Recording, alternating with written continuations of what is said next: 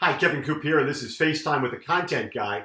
And I want to draw your attention, if I can, to the Retail Tomorrow podcast that we dropped here on Morning Newsbeat a couple of days ago, the one that was produced by GMDC and recorded out at the United Fresh Produce Association conference in Chicago.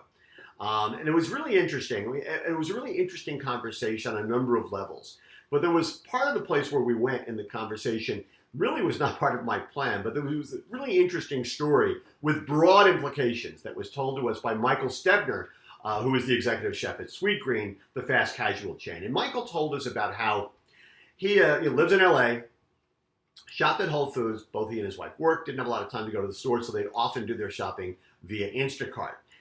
You remember that Instacart and Whole Foods were early partners. I think Whole Foods may even put some money in Instacart in early days. But when Amazon bought Whole Foods, that relationship was destined to end. And at a certain point, Amazon took it over all of the delivery for Whole Foods, and Instacart went away. For Michael, it was not a big deal. He just switched over to Amazon, which is by itself kind of interesting. We had a survey here a couple of weeks ago. 40, 42, 46% of customers actually doing business with Instacart saying, oh, they would move with Instacart as opposed to staying with the retailer, which is really, really dangerous if you're a retailer. But let's get past that for a second and talk about something else. Michael said that, after he switched over to Amazon, he got an email from Instacart.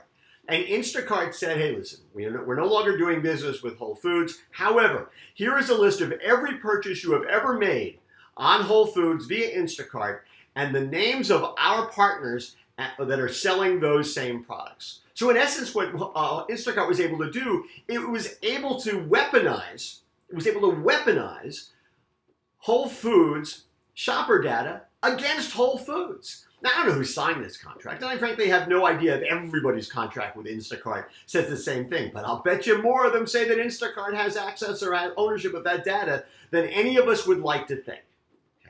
It simply doesn't make sense. Any retailer that signs that deal is putting itself in a position where it's going to allow Instacart to erode its brand equity, to undermine its value proposition.